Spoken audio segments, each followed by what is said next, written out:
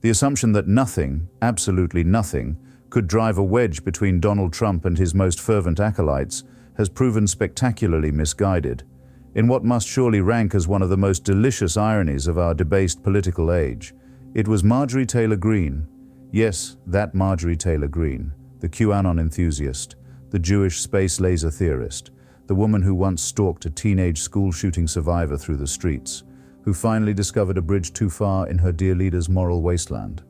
The congresswoman from Georgia's 14th district, who had spent 5 years genuflecting before Trump with the devotion of a medieval flagellant, announced her resignation from Congress this past Friday. The proximate cause?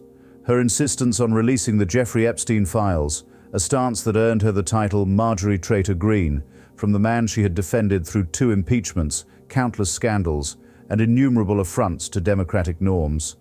Greene was part of a small cadre of Republicans who helped force a vote on the House floor to release the files, a process that drove Trump to reverse his position on the documents and led to near-unanimous support for the measure this week. Consider the sheer breathtaking perversity of this moment. Here was a woman who had trafficked in the most deranged conspiracy theories of our time, who had suggested that the Rothschilds were deploying orbital weapons platforms to incinerate California forests, who had compared vaccine mandates to the Holocaust, and even she, in the end, could not countenance her patron's desperate scramble to keep the Epstein documents under lock and key. The spectacle has been nothing short of extraordinary. Since it became clear that he could not suppress the files' release, Trump has tried to reunify the GOP behind a new effort to tie Epstein directly to the Democratic Party. But the damage was already done. The man who has for a decade dominated his base and told it what to care about has backed down when that base decided its priorities didn't align with his own. For months, Trump and his apparatchiks in the House leadership fought tooth and nail against any attempt to pry open these files. They called it a Democrat hoax, threatened Republicans who signed onto the discharge petition, and deployed every parliamentary maneuver at their disposal to keep the lid screwed tight. What, one must ask, could inspire such frantic efforts from a man who claims to have nothing to hide? The answer, of course, lies in the decades-long relationship between Trump and Epstein that the president has spent years attempting to airbrush from history. Trump and Epstein socialized frequently throughout the 1990s and early 2000s, including attending parties at Trump's Mar-a-Lago resort in Florida and Epstein's residence.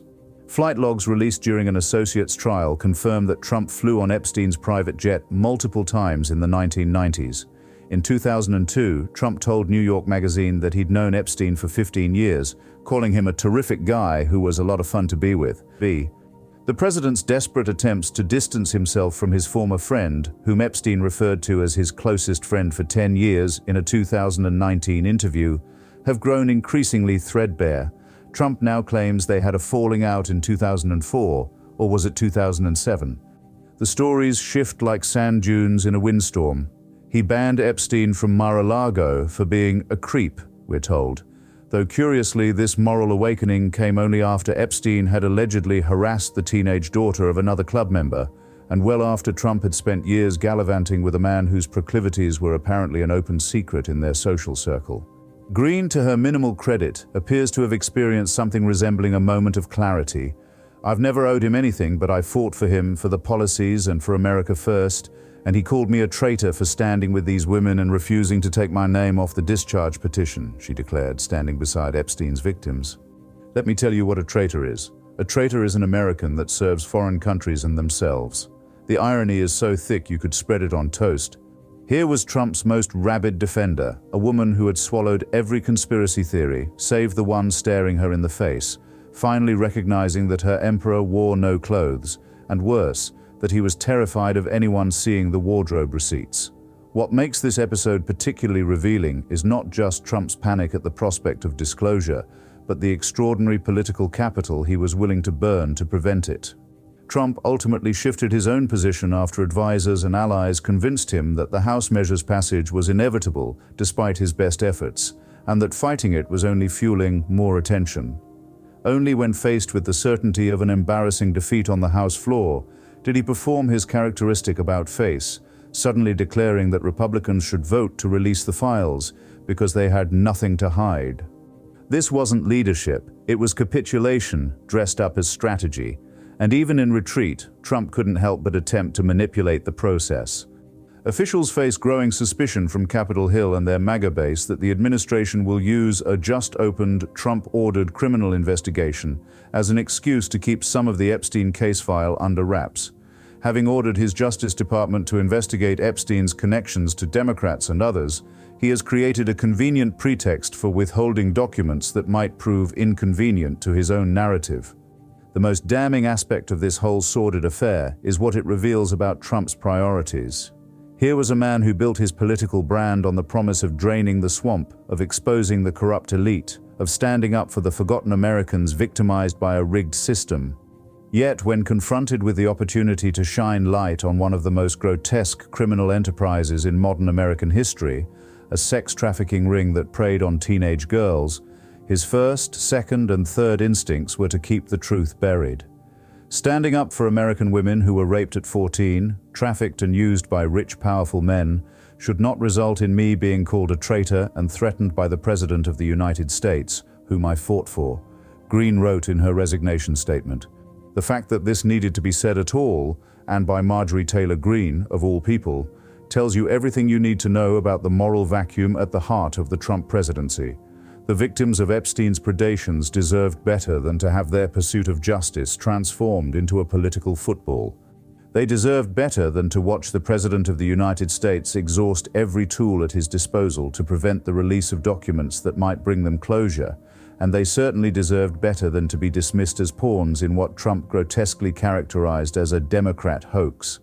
During an emotional news conference, Gina Lisa Jones, an Epstein victim, criticized Trump for directing the Justice Department to investigate Epstein's connections with Democrats and others.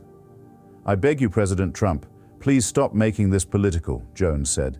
"It is not about you, President Trump. You are our president. Please start acting like it." But of course, with Trump, everything is always about Trump. The possibility that these files might contain embarrassing revelations about his relationship with Epstein, a relationship he has spent years minimizing and denying, was apparently sufficient cause to mobilize the full machinery of his administration against their release. Never mind the victims, never mind justice, never mind the truth. The only thing that mattered was protecting Donald Trump from Donald Trump's past. Greene's resignation represents something more than just another casualty in Trump's war against anyone who dares to defy him. It represents a moment of extraordinary political revelation, when even the most extreme elements of your coalition, the people who have defended your every outrage, rationalized your every lie, and amplified your every conspiracy theory, finally reach their breaking point over your attempts to suppress evidence in a sex trafficking case. You have achieved a special category of moral bankruptcy. What makes this particularly galling is that it took this long.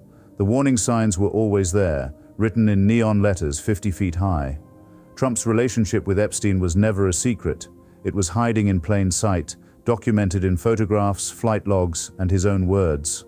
His frantic efforts to keep the files sealed should have surprised no one who has watched his career-long pattern of obstruction, intimidation, and cover-up. What we are witnessing is not just the unraveling of a political alliance, but the exposure of a fundamental truth about Trump's presidency, that beneath all the populist rhetoric, all the promises to fight for the common man against the corrupt elite, lay nothing more than the desperate scramble of a man terrified that his past associations might finally catch up with him. Greene, for all her manifest flaws and delusions, at least possessed enough vestigial conscience to recognize that some things transcend partisan loyalty. The same cannot be said for the many Republicans who continue to enable Trump's obstruction, who continue to pretend that his relationship with Epstein was nothing more than a casual acquaintance, who continue to prioritize political expedience over the truth. The files will eventually see the light of day, despite Trump's best efforts to prevent it. When they do, we will learn more about the extent of Epstein's crimes and the network that enabled them.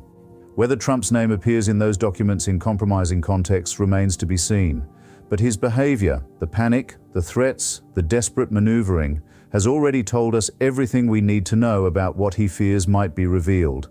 Greene's apostasy may be remembered as the moment when Trump's hold over his base finally began to crack.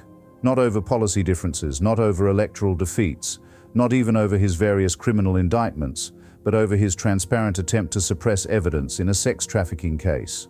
If that's what it took to finally provoke a rebellion, it speaks volumes about the moral confusion of our times. But at least, at long last, it provoked something. The fanatic had found her limit. That it took Jeffrey Epstein's victims to reveal it is a testament to how far we've fallen. That it took Marjorie Taylor Greene to stand up to Trump over it is proof that we now inhabit a political universe where satire has become superfluous. The jokes, as they say, write themselves. Unfortunately, the punchlines involve real victims, real crimes, and a real president more concerned with protecting himself than pursuing justice. This moment stands not as a profile in courage, Greene's entire career precludes such an assessment, but as a profile in the depths of Trump's cowardice. When even the most devoted members of his personality cult could no longer stomach his self-serving obstruction, when even they recognized that some principles transcend partisan loyalty, Trump stood alone, exposed in all his narcissistic glory, still insisting that the real scandal was not the sex trafficking ring, but the people who wanted to know the truth about it. The files will be released, the truth will emerge, and Donald Trump will have to live with the knowledge that his desperate attempts to keep them hidden told the American people everything they needed to know about what he was so afraid they might discover.